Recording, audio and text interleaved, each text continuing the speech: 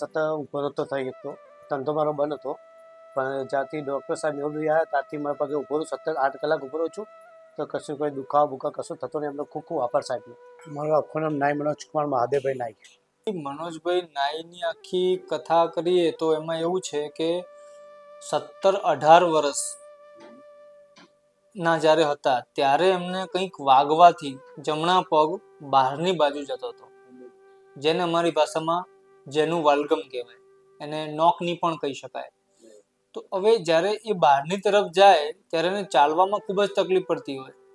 હવે મનોજભાઈએ બીજા 15-16 વર્ષ આવા પગ સાથે કાઢ્યા. 2004 પછી અમારે ટાઈફોઇડ થયો હતો.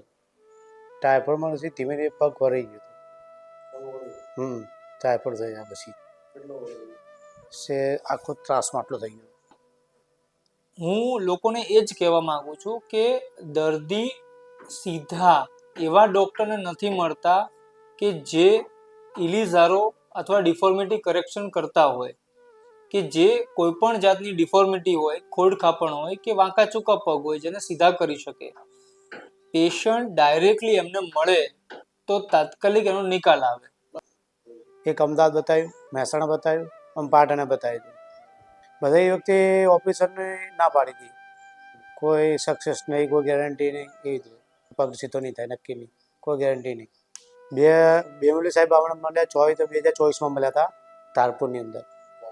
પહેલાં શરૂઆતમાં એમને કીધું હતું સહી છે, ફોટા પડાયા, તે સક્સેસ થઈ જશે, ચિંતા નહીં કરવાની. ઓપરેશન કર્યાના પછી ચોથા દિવસે તો હું ટ્રાય કરવા ચાલતો થઈ ગયો હતો.